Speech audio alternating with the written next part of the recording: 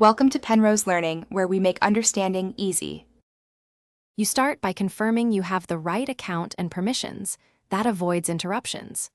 Open the Start menu or Applications folder next, because you need the app list on screen. If your operating system requires an edit or rearrange mode, enable it now so icons can move freely. Once done, locate the app you want to restore. You'll use drag and drop or a contextual menu to place it. Make sure to keep the destination home screen visible while you work. Now you place the app.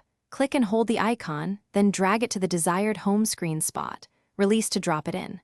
If drag and drop isn't supported, right-click the app and choose Pin to start or Add to dock. That achieves the same goal.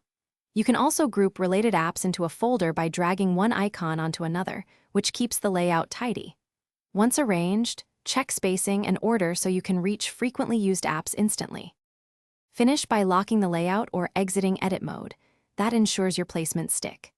If an app fails to appear where you put it, restart the launcher or log out and back in because temporary UI glitches often clear that way. When problems continue, recreate the shortcut. Delete any corrupt shortcut and add it again, or clear the launcher's cache. This forces a fresh refresh.